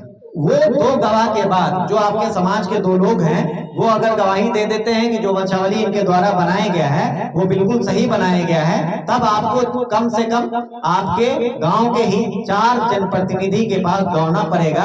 उस चारों में सबसे पहले आपके जो गांव के मुखिया जी हैं उनके पास आपको दौड़ना पड़ेगा, उनसे साइन करवाना पड़ेगा। आपके जो वार्ड मेंबर हैं उनसे साइन करवाना पड़ेगा। आपके वार्ड की जो आंगनबाड़ी सेविका हैं उनसे साइन करवाना पड़ेगा, और आपके गांव के जो चौकीदार हैं उनसे साइन करवाना पड़ेगा। ये 4 लोगों का साइन होने के उपरांत फिर आप वो फॉर्म आपका जो ग्राम कचहरी होता है, जो पंचायत का ग्राम कचहरी है, वहां पर ले जाकर पंचायत सचिव के पास जमा करेंगे। पंचायत सचिव उसको अपने स्तर से वेरीफाई करता है, और वेरीफाई करने का नियम ये है कि आपसे फर्स्ट क्लास मजिस्ट्रेट का एक एफिडेविट मांगता है कि आप फर्स्ट क्लास मजिस्ट्रेट का एक एफिडेविट इस आवेदन के साथ संलग्न करें। इस आवेदन के साथ संलग्न करने के बाद, वो एफिडेविट लगाने के बाद फिर एक आम सूचना निर्गत होता है। आपके समाज में, आपके गांव में वो आम सूचना चिपकाया जाता है। उस पे दर्ज रहता है कि फलाने आदमी के द्वारा ये वंशावली प्रस्तुत की गई है। अगर किसी भी ग्रामीणों को इस पर कोई आपत्ति है, इस वंशावली में किसी का नाम छूटा हुआ है या फिर कुछ छिपाया गया है, तो वैसे स्थिति में आप लोग कार्यालय को इसकी सूचना दें और सूचना देने के उपरांत फिर उसका सत्यापन होता है। सत्यापन होने के बाद तब आपके पंचायत के जो पंचायत सचिव हैं और जो सरपंच साहब होते हैं, इन दोनों के संयुक्त हस्ताक्षर से ग्राम कचहरी के लेटर पैड पे वो वंशावली निर्गत की जाती है। तो ये सारा प्रोसेस जो है ये काफी लेंदी प्रोसेस हो जाता है और इसमें ज्यादा समय भी लगता है, आपको भाग दौड़ भी ज्यादा करना पड़ता है। लेकिन सर्वे के क्रम में ये सारी चीजों से छूट दी गई है आप लोगों को कि आपको न तो फर्स्ट क्लास मजिस्ट्रेट का एफिडेविट बनाना है, ना ही आपको किसी जनप्रतिनिधि के पास दौड़ना है। इसमें छूट ये दी गई है कि आप किसी सादे पेपर पे, कोई भी सादा पेपर उठाइए, उसपे खतियान में जितने लोगों का नाम दर्ज है या केवाला में जो भी आपके पूर्वजों का नाम दर्ज है, वहां से वंशावली शुरू कीजिए और वर्तमान में जहां पर जीवित रैयत आके खत्म हो जाता है, वहां पे लाके अपना वंशावली रोक दीजिए। जो जीवित रैयत जहां पे आ जाएगा वहां पे वंशावली रोक देना है, उसके नीचे नहीं लाना है। फॉर एग्जाम्पल, अगर आपके पिताजी जीवित हैं तो वंशावली में सिर्फ और सिर्फ आपके पिताजी का नाम दर्ज रहेगा, पिताजी के नीचे आप लोगों के सारे भाइयों और बहनों का नाम दर्ज नहीं किया जाएगा। तो वंशावली शुरू जो होती है वो पेपर में जिनका नाम है, खतियान में जिनका नाम है या केवाला में जिनका नाम है, वहां से आप लोग शुरू करेंगे और खत्म वो जीवित रैयत पे आके हो जाएगा। वो वंशावली बनाने के बाद उस पे सेल्फ अटेस्टेड लिखकर या स्व अभिप्रमाणित लिखकर आप अपना साइन कर देंगे और साइन करने के बाद वो व्हाइट पेपर वाला वंशावली ही अगर मेरे पास लाके समर्पित करेंगे तो उसके आधार पे आपका सर्वे का काम होगा। उसको हम लोग अपने स्तर से जांच करवाते हैं और उसका वेरिफिकेशन करवाते हैं कि आपके द्वारा जो वंशावली प्रस्तुत किया गया है, जो सर्वे कार्यालय को उपलब्ध करवाया गया है, वो वंशावली बिल्कुल सही है या नहीं है, उसमें कुछ छोड़ा गया है, कुछ छिपाया गया है या नहीं छिपाया गया है। इसकी जांच हम लोग अपने स्तर से करते हैं और वो जांच करने की प्रक्रिया जो है वो मैं बता दे रहा हूं आप लोगों को कि जैसे आज ये आम सभा हुआ है, सेम ऐसा ही आम सभा आपके गांव में वंशावली के सत्यापन के लिए हम लोग करेंगे। आपके ही समाज के लोग, आपके जनप्रतिनिधि जो भी हैं, वो सारे लोग यहाँ पे उपस्थित रहेंगे। हम आपके द्वारा जो वंशावली प्रस्तुत किया गया है उस वंशावली को आपके इस आम सभा में पढ़ के सुनाएंगे कि ये फलाने रैयत हैं, इनके द्वारा ये वंशावली प्रस्तुत की गई है। आप लोग इसका गवाही दें कि ये जो वंशावली प्रस्तुत की गई है ये बिल्कुल सही है या नहीं है।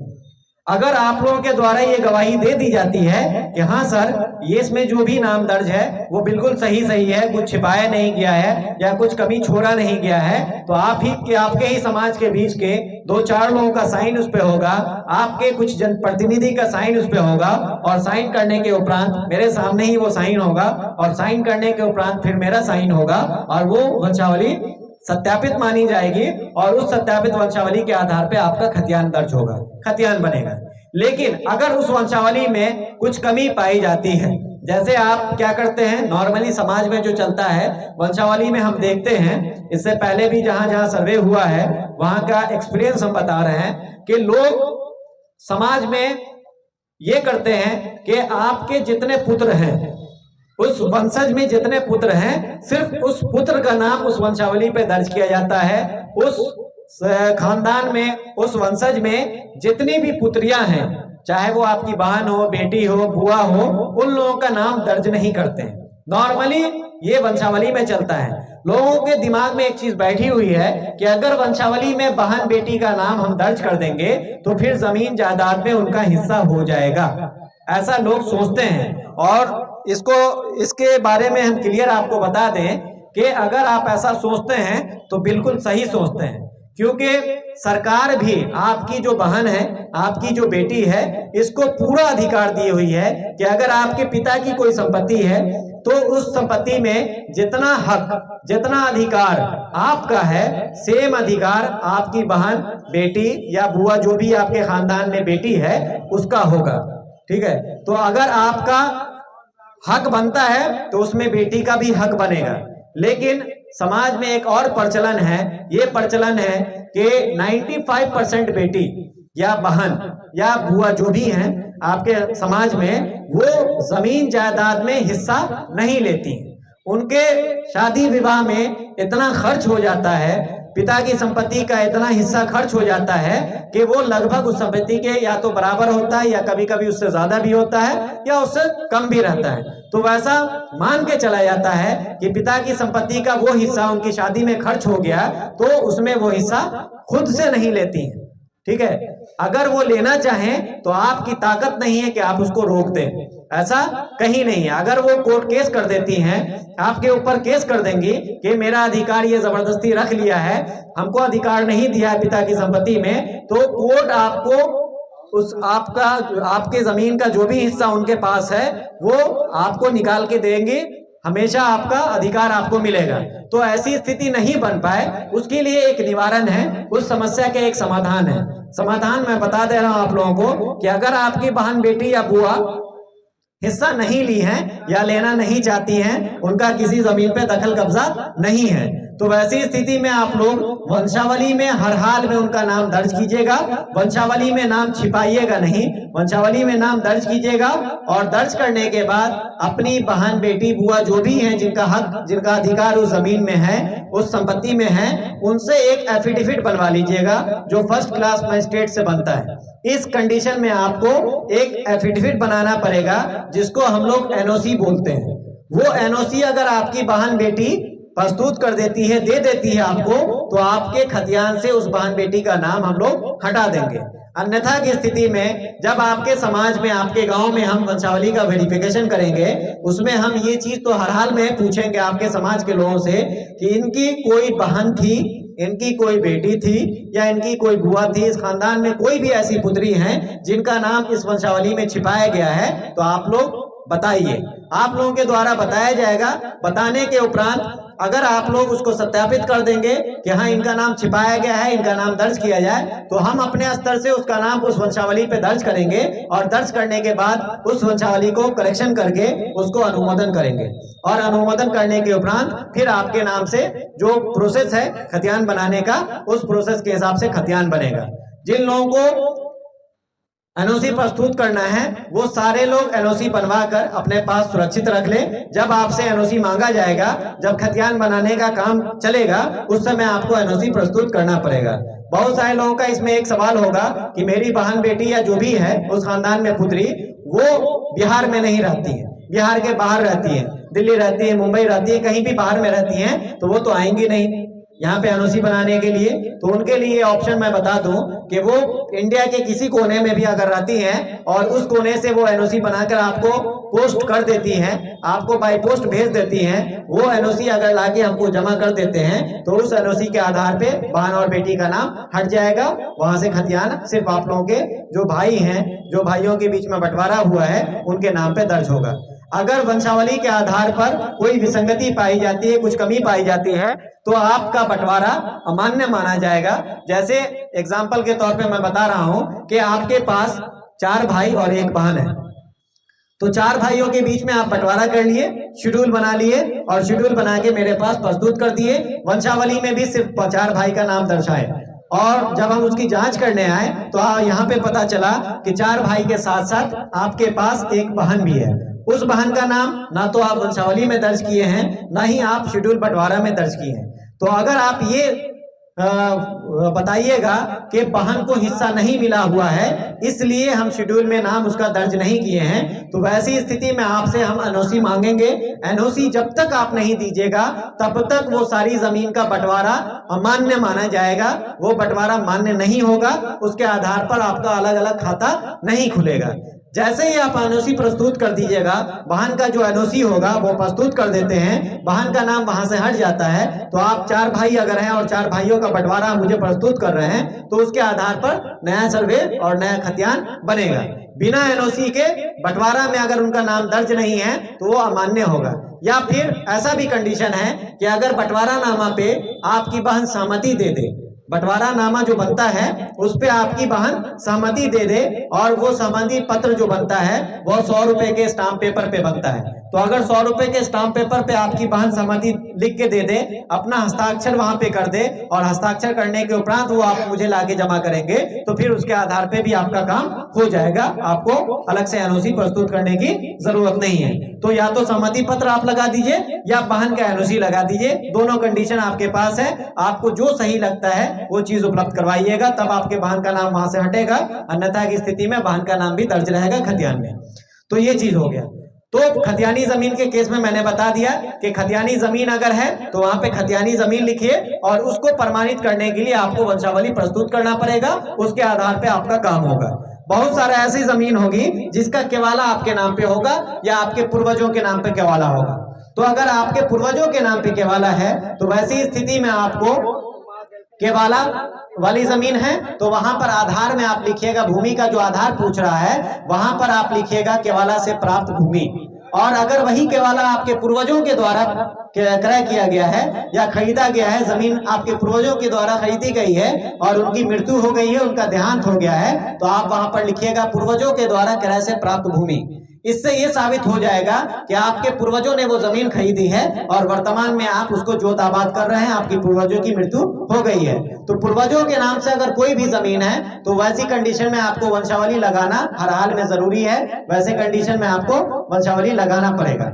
उसके बाद बहुत सारी जमीन आप लोग सुनते होंगे कि सरकारी जमीन पे गांव के कुछ लोग बस जाते हैं, सरकारी जमीन पे गांव के कुछ लोग बस जाते हैं, उनके पास जमीन नहीं है, जमीन नहीं होने के कारण सरकारी जमीन कहीं पे खोज ली और वहां पे बसे हुए हैं, या तो वो अपने पूर्वजों के जमाने से ही बसे हुए हैं या हाल फिलहाल में बसे हुए हैं। तो सरकारी जमीन के केस में आप लोगों को एक चीज हम बता दें कि कोई भी सरकारी जमीन जो बिहार सरकार के नाम से उसका खतियान दर्ज है और उस पे आपका दखल कब्जा है, तो वैसी स्थिति में खतियान कभी भी आपके नाम पर दर्ज नहीं होगा, आपके नाम से खतियान नहीं बनेगा। खतियान अगर बिहार सरकार के नाम से दर्ज है तो वैसी स्थिति में अभी वाला नया खतियान भी बिहार सरकार के नाम से ही दर्ज होगा। लेकिन उसमें एक ऑप्शन आप लोगों को दिया गया है सर्वे के क्रम में कि अगर उस बिहार सरकार की जमीन की बंदोबस्ती अगर आपके नाम से या आपके पूर्वजों के नाम से की गई है, बंदोबस्ती पर्चा आपको प्राप्त है, तो वैसी स्थिति में आपका नाम उस खतियान में दर्ज हो सकता है। तो उसके लिए आप लोगों को बंदोबस्ती करवानी पड़ेगी। बंदोबस्ती अगर आपको पूर्व से की गई है तो बंदोबस्ती करने के लिए आपको एक बंदोबस्ती पर्चा निर्गत किया जाता है अंचल से। तो अगर आपके पास वो बंदोबस्ती पर्चा है तो बंदोबस्ती पर्चा के आधार पर आप उस जमीन पे दावा कर रहे हैं तो आप जमीन के भूमि पे दावा का आधार में लिखिएगा कि बंदोबस्ती पर्चा से प्राप्त भूमि। तो वैसे सारे लोग जो बिहार सरकार पे बसे हुए हैं, जिनका घर बिहार सरकार पे बसा हुआ है, उन लोगों से एक अपील हम करना चाहेंगे कि अगर आपके नाम से उसकी बंदोबस्ती हो गई है तब तो आप सुनिश्चित रहें आपके नाम से खतियान बनने का प्रोसेस होगा। लेकिन अगर बंदोबस्ती आपके नाम से नहीं हुई है, आप सिर्फ दखल कब्जा करके रखे हुए हैं, तो सारे लोग अपने अंचल के अंचलाधिकारी महोदय जो भी हैं उनको एक आवेदन लिख के दे दीजिए कि इस जमीन पे पूर्वजों के जमाने से ही हम लोग घर बना के रह रहे हैं, हम लोगों के पास इसके अलावा कोई और जमीन नहीं है, भूमिहीन किसान है, तो आप इस जमीन का बंदोबस्त मेरे नाम पर या मेरे पिताजी के नाम पर जो भी हैं उसके नाम पे कर दी जाए ताकि सर्वे के काम में इस पे मेरा दावा बन सके। तो अगर आपको उस आवेदन के आधार पर बंदोबस्ती पर्चा निर्गत हो जाता है तो बंदोबस्ती पर्चा के आधार पर आपका खतियान बनाने का प्रोसेस हो जाएगा। और अगर बंदोबस्ती पर्चा आपके पास नहीं है तो वो यथावत बिहार सरकार के नाम पे ही रहेगा, वो आपके नाम पे खतियान नहीं बनेगा। तो सारे लोग बंदोबस्ती पर्चा जिनके पास नहीं है वो सारे लोग एक आवेदन अंचलाधिकारी को दे दीजिए और वैसी जमीन जो बिहार सरकार की और आप रह रहे हैं उसका बंदोबस्त करवा लीजिए। कुछ जमीन आप लोग सुनते होंगे कि जमीन जो है वो रैयती जमीन थी, किसी जमींदार की जमीन थी, और जमींदार अपने घर पे काम करने वाले जो जौन मजदूर होते हैं, जो उसका खेती बाड़ी करते हैं, जो घर बार देखते हैं, वैसे लोगों को अपनी जमीन का कुछ हिस्सा बसने के लिए दे देते हैं। आमतौर पे पुराने जमाने में आप लोग देखते होंगे कि जमींदारों के द्वारा बहुत सारे लोगों को बसाया गया है अपने जमीन पे, लेकिन खतियान आज हम जब देखेंगे तो वो खतियान आज भी उसी जमींदार के नाम पे दर्ज है।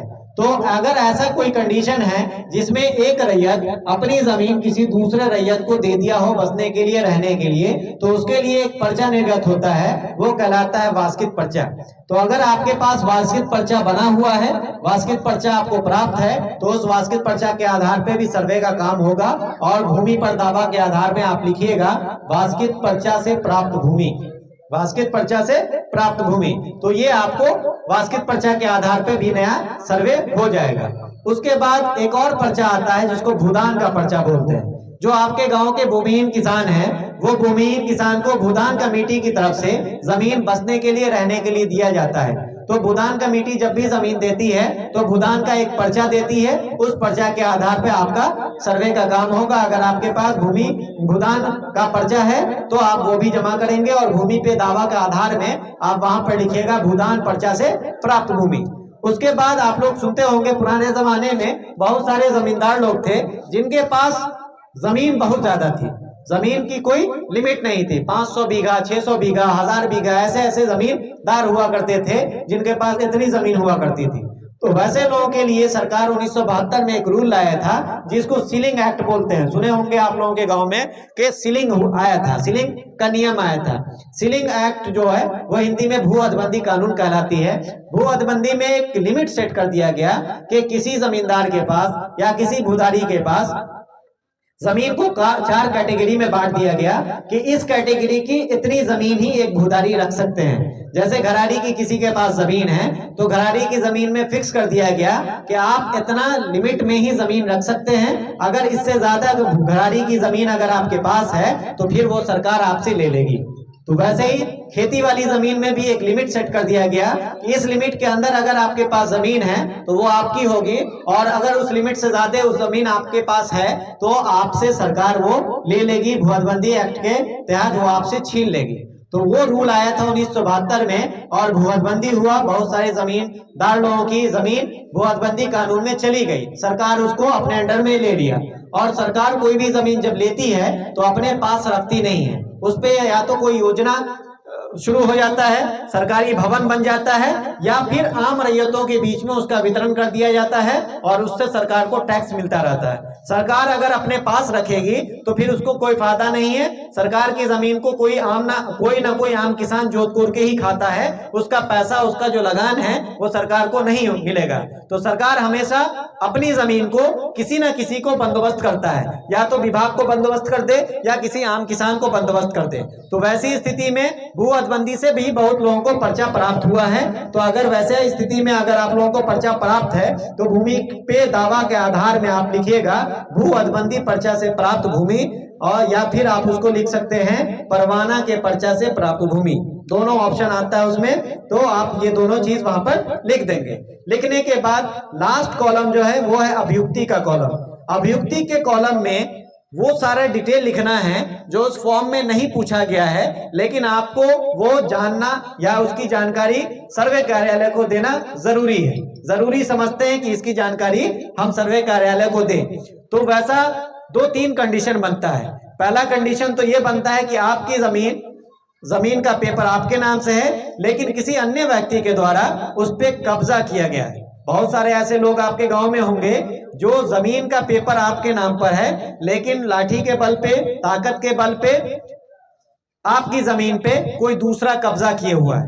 तो वैसा स्थिति में फॉर्म आपको अपना भरना है, अपना प्रमाण उसमें अटैच करना है और अभियुक्ति कॉलम में उस कब्जेदार का नाम वहां पर दर्ज कर देना है कि बकब्जे फलाना जो भी है आदमी, उस आदमी का नाम वहां पर दर्ज कर दीजिएगा। इससे ये साबित हो जाएगा, ये मुझे समझ में आ जाएगा कि जमीन आपका है, जमीन का पेपर आपके पास है, लेकिन आपकी जमीन पे किसी तीसरे व्यक्ति का दखल कब्जा है।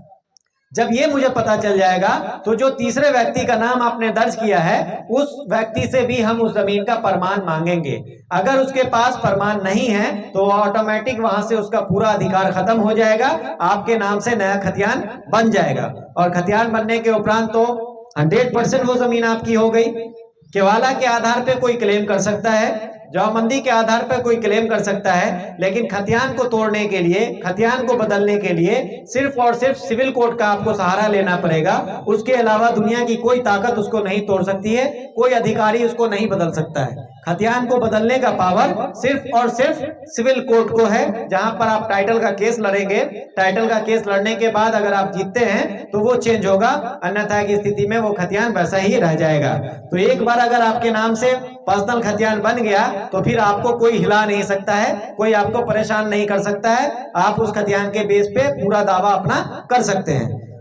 तो अगर ऐसी स्थिति बनती है कि कोई आपकी जमीन कब्जा किए हुआ है तो अभियुक्ति कॉलम में बकब्जेदार का नाम वहां पर दर्ज कर दीजिए। दूसरा स्थिति ऐसा बनता है कि किसी जमीन पे विवाद है और विवाद बढ़ के कोर्ट केस की शक्ल में चला गया है। विवाद आपका कोर्ट में चल रहा है, केस चल रहा है जिसको हम लोग बोलते हैं। तो अगर ऐसा स्थिति है कि किसी जमीन पे कोई विवाद चल रहा है, कोई केस चल रहा है, तो आपको केस कॉपी भी समर्पित करनी पड़ेगी और अभियुक्ति कॉलम में वहां पर केस नंबर और उसका साल, किस साल में आपने केस किया और केस का क्या नंबर है जिसको वाद संख्या बोलते हैं, वो दर्ज कीजिएगा।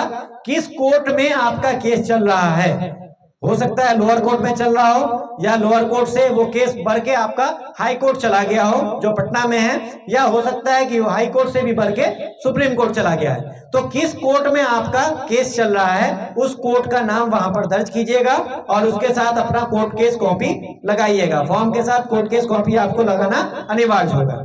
तो ऐसी स्थिति में आप लोग अभियुक्ति कॉलम में वो सारा डिटेल लिखिएगा, जो आपका केस चल रहा है उसका सारा डिटेल वहां पर दर्ज कीजिएगा।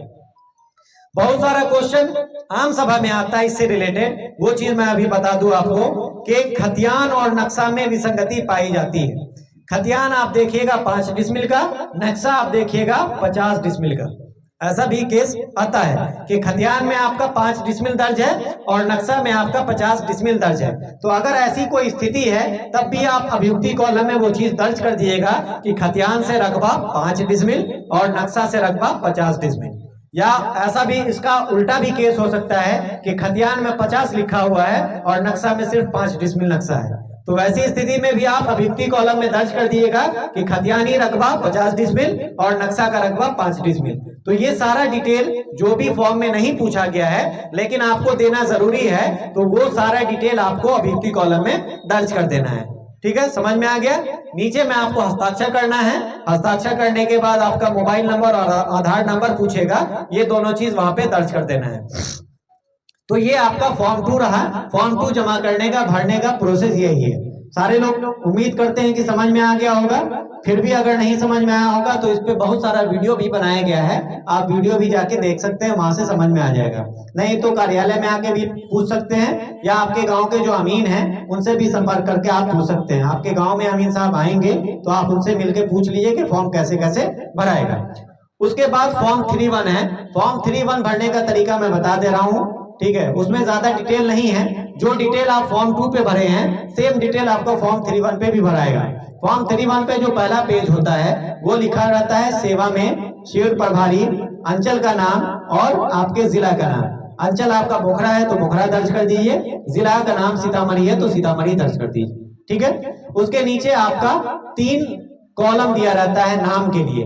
बहुत सारे लोग उसमें कंफ्यूज कर रहे हैं कि उस तीनों कॉलम में किसका नाम दर्ज किया जाएगा। तो वो 3 कॉलम जो है वो स्पेस कम होने की वजह से दिया गया है। अगर कोई एक व्यक्ति के हिस्से में कोई जमीन पड़ी है, आपके पूर्वजों के नाम की जो जमीन थी और आपको अकेले उसमें हिस्सा मिला है, सभी लोगों के बीच में बंटवारा हो गया है, तो वैसी स्थिति में वहां पे सिर्फ एक आदमी का नाम दर्ज किया जाएगा जिनके हिस्से में वो जमीन है। लेकिन ऐसा भी कंडीशन बनता है कि वो जमीन 2 भाई, 3 भाई, 4 भाई, 5 भाई, 10 भाई मिलकर जोतकोर कर रहे हो, अभी बंटवारा नहीं हुआ है, तो जितने भी भाई मिलकर वहां पे जोतकोर कर रहे हो वो सारे भाइयों का नाम वहां पर दर्ज किया जाएगा। लेकिन आपका क्वेश्चन होगा कि वहां पे तो 3 ही कॉलम है, 3 कॉलम के अलावा तो और जगह है नहीं, तो हम लोग बाकी भाइयों का नाम कहां पर दर्ज करेंगे।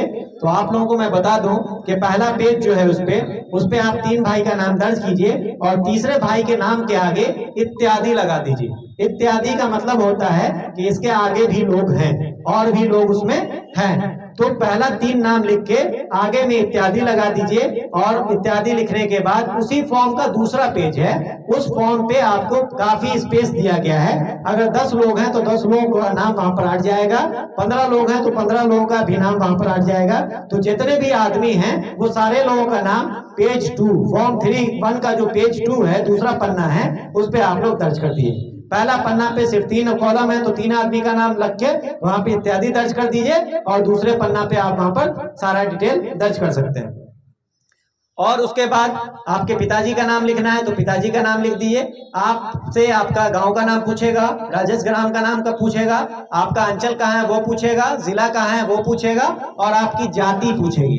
जाति इसलिए मांगा जा रहा है कि आप लोग जानते होंगे कि जाति का जो डिसीजन होता है वो आपके खतियान से ही डिसाइड होता है। आप जब भी अंचल में जाइएगा जाति प्रमाण पत्र बनवाने के लिए, तो आपसे आपका पुराना खतियान मांगा जाएगा, या फिर आपका वो खाता नंबर मांगा जाएगा जिस खाते नंबर में आपके पूर्वजों का नाम है, और वहां से मिलान किया जाता है कि आपके पूर्वज किस जाति से बिलोंग करते थे, किस जाति से ताल्लुक रखते थे।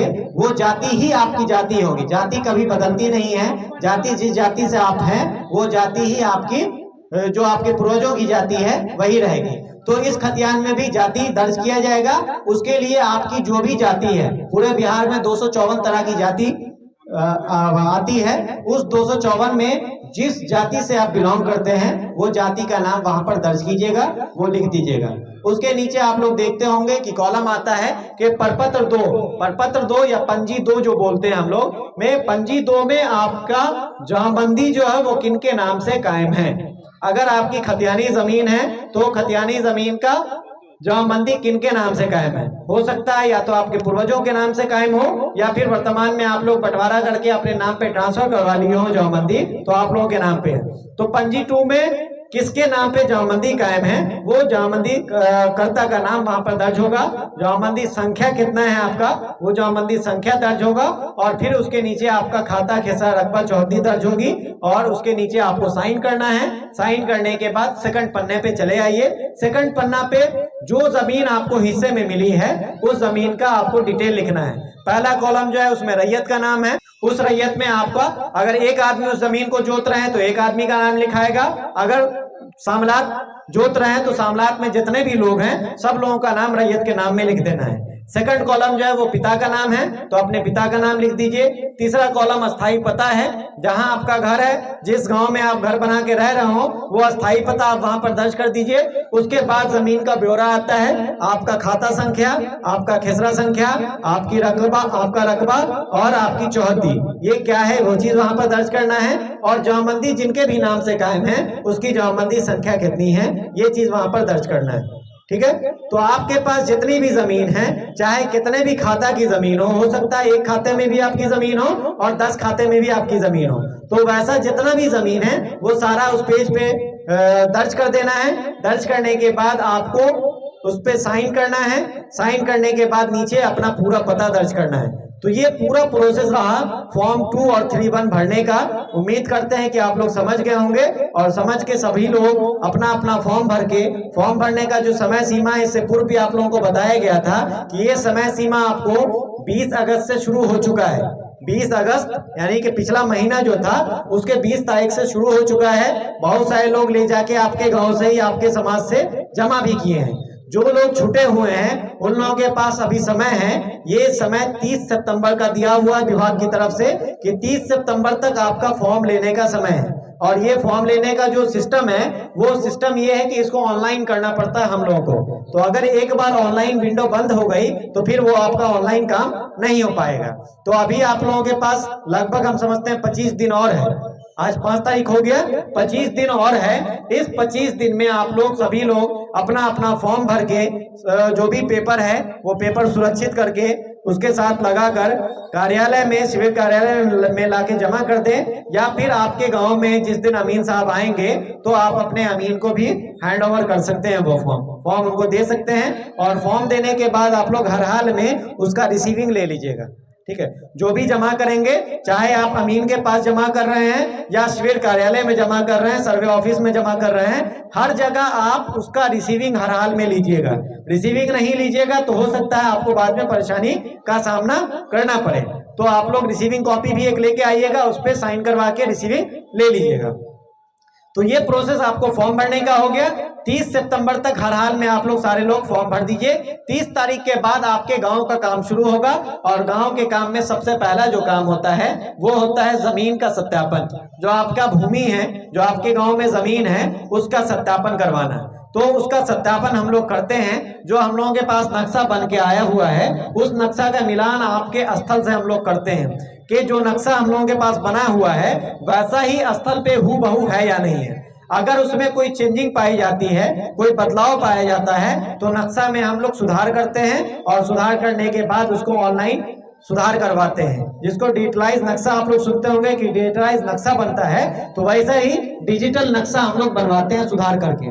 आपके प्लॉट पे अमीन साहब गए, प्लॉट का शेप कि आपके प्लॉट पे अमीन जाएंगे और प्लॉट पे जाने के बाद जो नक्शा हम लोगों को मिला हुआ है उस नक्शा का मिलान आपके प्लॉट से करेंगे। आप बता रहे हैं कि मेरी जमीन 4 डिसमिल है, वो एरिया स्टेटमेंट हम लोगों के पास बन के आया हुआ रहता है। जो नक्शा का रकबा है वो भी हम लोगों के पास उपलब्ध रहता है। आपके प्लॉट का नक्शा से हम लोग मिलान करेंगे और मिलान करने के बाद उसका रकबा का मिलान करेंगे।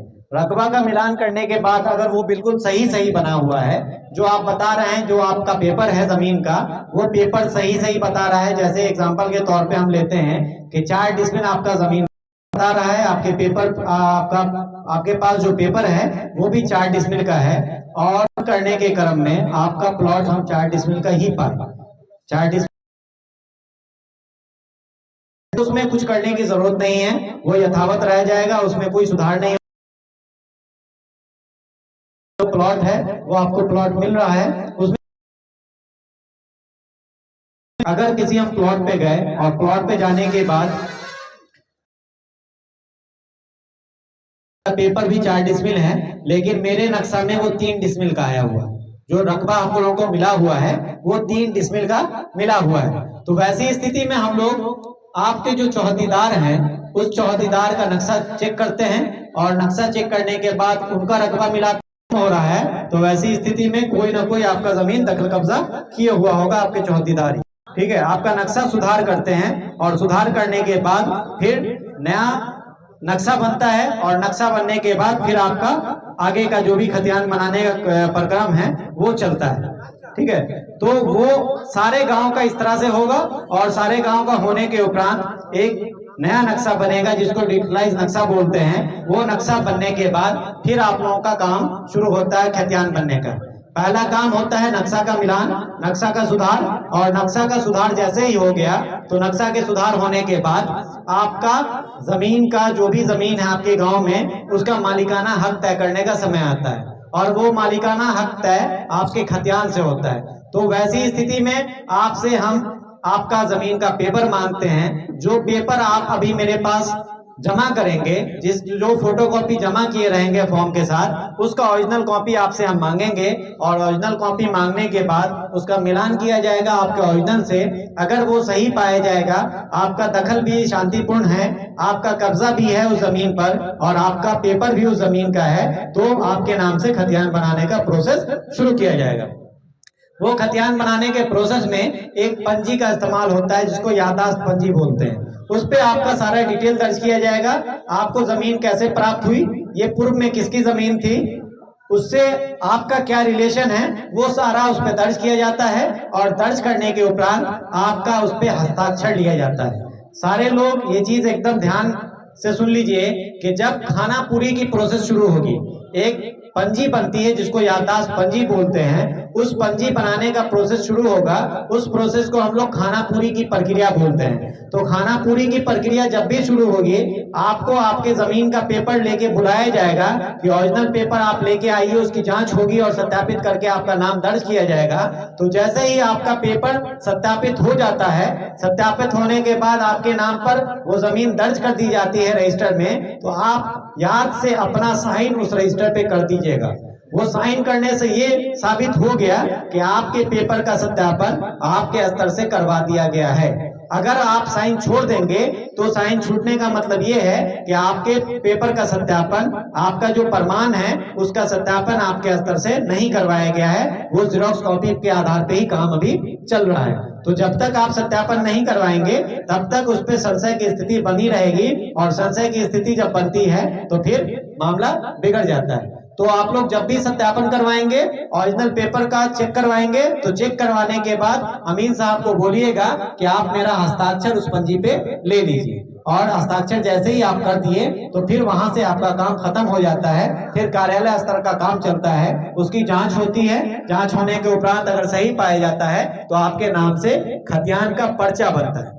खतियान जो बनता है, खतियान फाइनल बनने से पहले 3 बार उसका पर्चा बनता है। वो पर्चा इसलिए बनता है कि आप उसको देख के ये सुनिश्चित हो लें कि जो खतियान का पर्चा बना है, जो हम लोग कोशिश कर रहे हैं खतियान बनाने का, वो बिल्कुल सही बना हुआ है या नहीं। आपके नाम में, आपके पिताजी में के नाम में, आपकी जाति में, या आपका मोबाइल नंबर, आधार नंबर, या फिर आपका खाता खेसरा जो भी है, वो टाइप करने में कुछ मिस्टेक हो गया है या कुछ गलती हो गई है, वो देख के आप सुनिश्चित हो लें कि ये बिल्कुल सही है या नहीं। तो वो जांच करने के लिए 3 बार पर्चा बनता है, और तीनों बार वो पर्चा आम ग्रामीणों को, आम रैयतों को, आम किसानों को उपलब्ध करवाया जाता है। आप लोग वहां से देख के संतुष्ट हो लेंगे। 100% अगर संतुष्ट हो लेते हैं, उसमें कोई कमी नहीं पाई जाएगी, तब जाके तीसरे चरण में फाइनल खतियान का प्रकाशन होता है। खतियान तब बनता है, खतियान अभी नहीं बन रहा है। अभी खतियान का रफ कॉपी बनेगा, 3 बार आप लोगों को रफ कॉपी मिलेगी, चौथी बार में उसका जाके खतियान फाइनल बनेगा।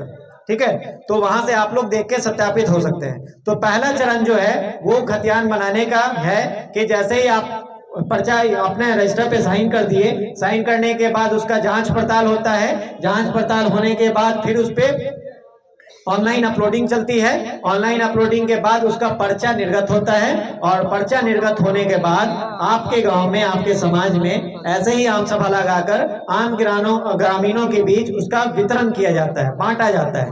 जिनके नाम से खतियान बनेगा वो सारे लोगों के नाम पर उसका वितरण किया जाएगा। पर्चा आप लोगों को दिया जाएगा कि आप लोग पर्चा देख के सुनिश्चित हो लें कि ये जो पर्चा बना है, जो खतियान का पर्चा बना है, ये बिल्कुल सही बना है या नहीं बना। तो वो देख के आप सुनिश्चित हो लेंगे। सुनिश्चित होने के बाद अगर वो सही रहेगा तब तो कोई दिक्कत ही नहीं है। 99% चांस है कि वो सही रहेगा। 1% विसंगति होने का चांस बनता है, गलती होने का चांस बनता है। मनुष्य से भी गलती होती है, टाइपिंग मिस्टेक होती है, तो 1% चांस ऐसा बनता है कि उसमें गलती हो सके। तो अगर वैसी कोई गलती है या कोई छूट गए हैं तो उन लोगों को ऑप्शन दिया जाएगा, 3 बार चांस दिया जाएगा सुधार का। तो 3 बार सुधार का ऑप्शन दिया जाता है। पहला सुधार का जो चांस दिया जाता है वो 15 दिन का दिया जाता है। दूसरा सुधार का जो ऑप्शन दिया जाता है वो 30 दिन का दिया जाता है, और तीसरा सुधार का जो ऑप्शन दिया जाता है वो 90 दिन का दिया जाता है। पहला 15 दिन, दूसरा 30 दिन यानी कि 1 महीना, और तीसरा 90 दिन यानी कि 3 महीना। इस तीनों मौका का फायदा उठाकर अगर किन्हीं का कुछ गलती हो गया होगा, पर्चा में कुछ छूट गया होगा, तो वो सारे लोग इस तीनों का फायदा उठाकर उस खतियान में सुधार करवा सकते हैं। अगर इस तीनों का फायदा नहीं उठा पाए, इस तीनों चांस का फायदा नहीं उठा पाए, और अभी जो सर्वे का प्रोग्राम चल रहा है इसमें भी आप उपस्थित नहीं हो पाए, तो वैसी स्थिति में फिर आपके नाम पे खतियान जो फाइनल बन के आ जाएगा, तब आपको कोर्ट का सहारा लेना पड़ेगा उसमें सुधार करवाने के लिए। उसके अलावा कोई जगह ऐसा नहीं है जहां से वो सुधार हो जाए। तो आप लोगों से हम लास्टली यही अपील करेंगे कि सारे लोग ये जो जमीन सर्वे का काम चल रहा है इसमें पूरी तरह से अपनी सहभागिता सुनिश्चित करें, किसी के भरोसे नहीं बैठे। बहुत सारे लोग आपके समाज में, अब जब कोई काम शुरू होता है, खास करके ये जमीन के मामले में हम बता दें कि जमीन का जब भी सर्वे कहीं भी शुरू होता है तो आपके ही समाज के कुछ लोग दलाल बन के खड़े हो जाते हैं। वो आपको ये बोलेंगे कि लाइए ना, हम आपका काम करवा देंगे, ऐसे करवा देंगे, वैसे करवा देंगे, मेरी पहचान सर से है, ठीक है। तो वैसे लोगों के बहकावे में बिल्कुल नहीं आना है, किसी भी दलाल के चक्कर में आपको नहीं पड़ना है। आपको जो भी काम है, जैसा भी मामला है, या तो आपके गांव के जो अमीन हैं आप उनसे संपर्क कीजिए, उनसे बात कीजिए, जो परेशानी है उनको बताइए। अगर आप उनसे संतुष्ट नहीं हो पाते हैं, आपको लगता है कि आपकी परेशानी वो दूर नहीं कर पा रहे हैं, तो आप कभी भी हमको संपर्क कर सकते हैं। शिविर कार्यालय में आपके हमसे मिल सकते हैं, नहीं तो हम गांव भी ऐसे विजिट करते रहेंगे। गांव में कभी हमसे मुलाकात आपकी हो तो आप अपना परेशानी हमसे शेयर कर सकते हैं, अपना निवारण हमसे ले सकते हैं। लेकिन सर्वे कर्मी के अलावा जो सर्वे डिपार्टमेंट के स्टाफ हैं, इसके अलावा किसी भी आदमी के चंगुल में ना तो आप लोग फंसेंगे, ना ही उसके बहकावे में आएंगे। कोई भी ऐसा आदमी अगर आपके पास आता है कि लाइए मैं काम करवा दे रहा हूं आपका, तो आप इसकी सूचना तुरंत आपके गांव के जो अमीन हैं या आपके गांव के जो कानूनगो हैं उनको सूचना दीजिए, और वैसे लोगों की सूचना के आधार पर हम उस पर कार्रवाई करने का काम करेंगे। अगर गलत कोई कर रहा है तो उस पर 100% कार्रवाई होगी। तो आप लोग किसी के बहकावे में नहीं आए और अपना काम डायरेक्ट सर्वे ऑफिस से करवाए, आपको किसी तीसरे के बीच में जाने की जरूरत नहीं है। तो आप लोगों से यही अपील रहेगी कि आप लोग पूर्ण रूप से जगे रहें, सहभागिता अपनी दिखाएं सर्वे के कार्यक्रम में। आपको जो भी परेशानी दिक्कत हो रही है आप हमसे सहयोग मांगे, हम पूर्ण रूप से आपका सहयोग करने के लिए तैयार हैं। हमेशा आपको हमारी तरफ से पॉजिटिव रिस्पांस ही मिलेगा, नेगेटिव रिस्पांस कभी नहीं मिलेगा। अभी आपने देखा इस वीडियो में भूमि सर्वे से संबंधित हर एक पॉइंट को आपको बताया गया है। फिर भी कोई डाउट है साथियों, आप कमेंट बॉक्स में हमें लिख सकते हैं। इस वीडियो को शेयर कर दीजिएगा। वीडियो देखने के लिए बहुत बहुत धन्यवाद। जय हिंद।